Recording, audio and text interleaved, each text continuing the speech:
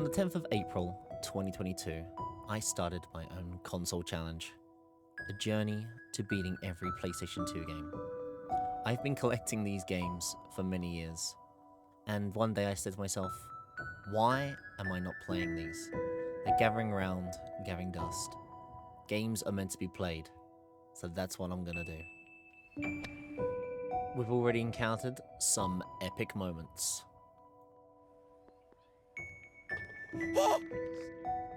There's been laughs along the way. Oh no. Ah! It's actually pretty good. And of course, a few tears. But one thing's for sure, we're gonna beat every PS2 game.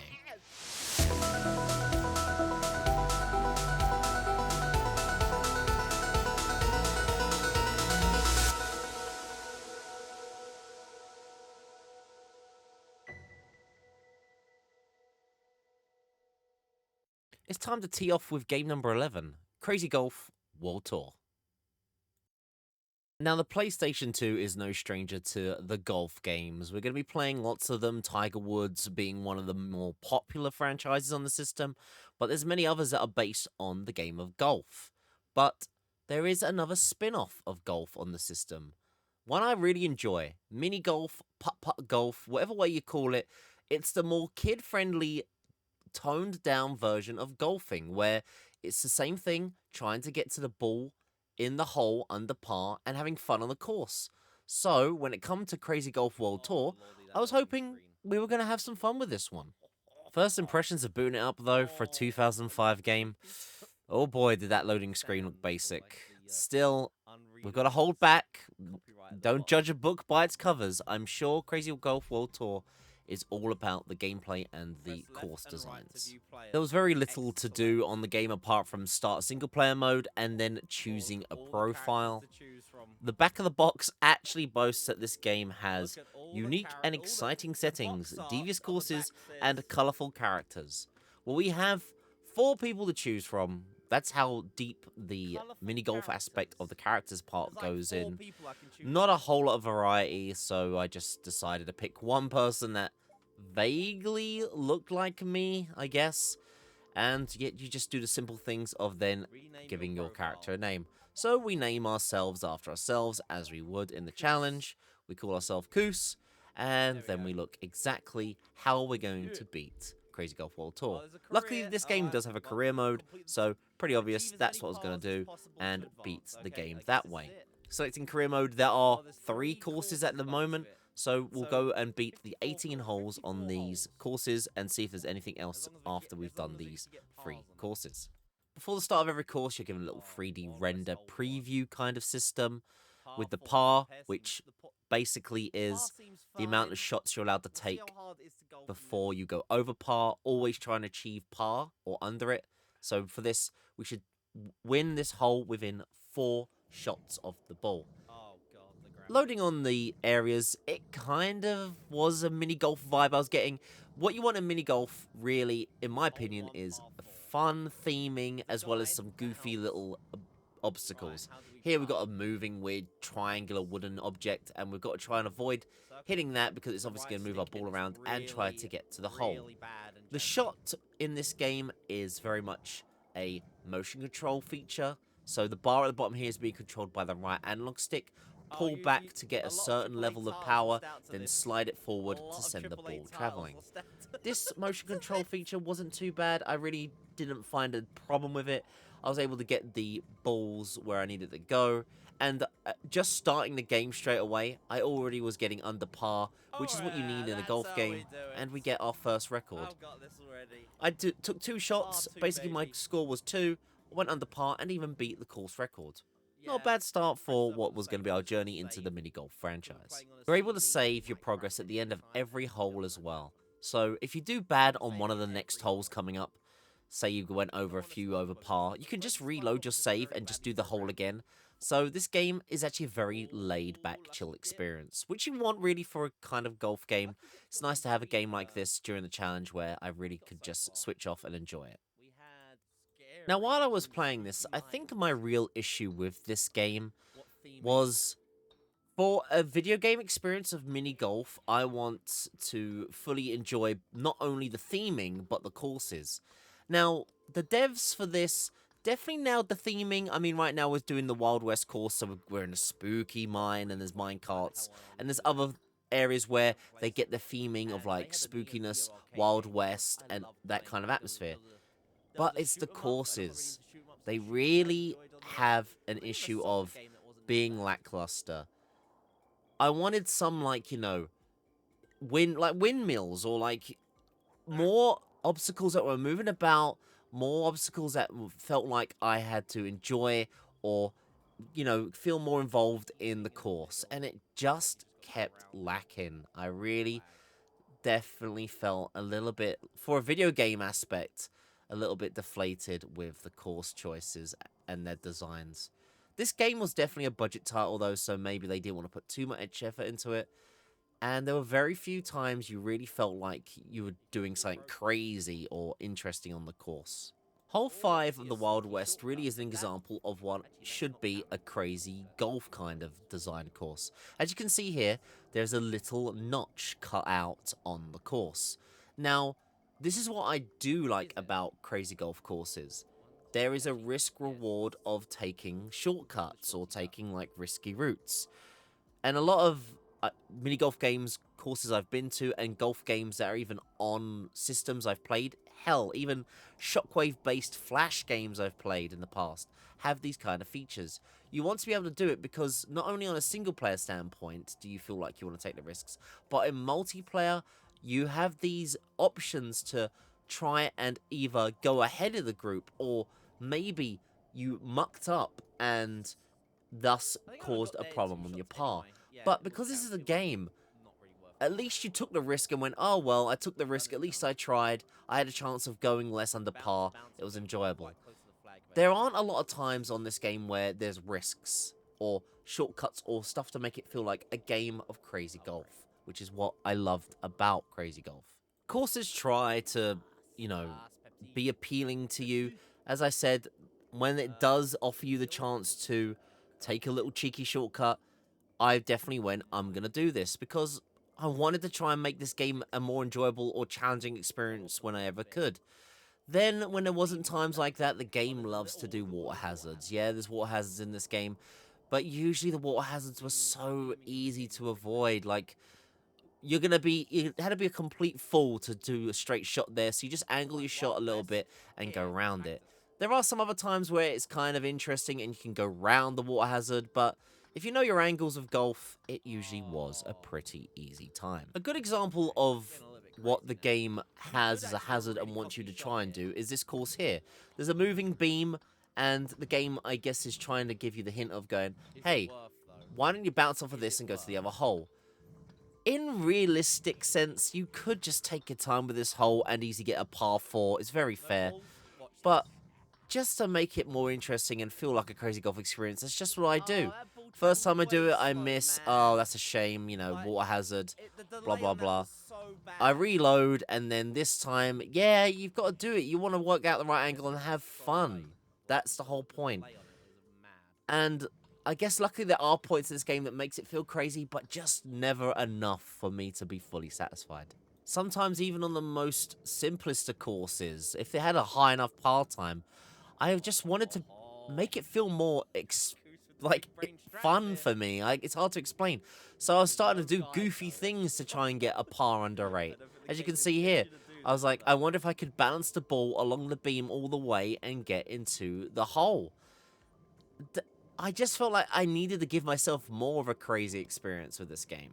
So sometimes there were goofy times like this where I tried. I mean, I didn't do a very good job of it. We did go out of bounds, and eventually I went with the normal course. But you just have to sometimes see what the game does do for you and what it does offer for you, and you just trying to make the experience as fun as you can. Because otherwise, it was a very damp and very much simplistic budget experience. As said, I'm sure when this game was out, it wasn't a very expensive title, so there very much is a very lackluster approach of an enjoyability factor. The Wild West level very much continues the same way.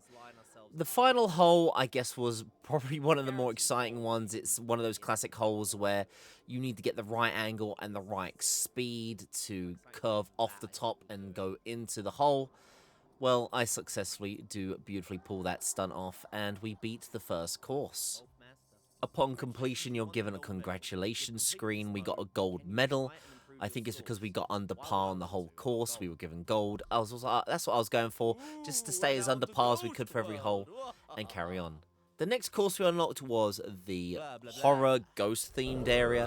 So I was hoping that maybe because the Wild West of the first stage, things improve onwards. But as we continued and went down the ghost courses, there was just a lack again. Yeah, you have an atmosphere around the course, but on the course, it's like I'm just playing a normal green of golf.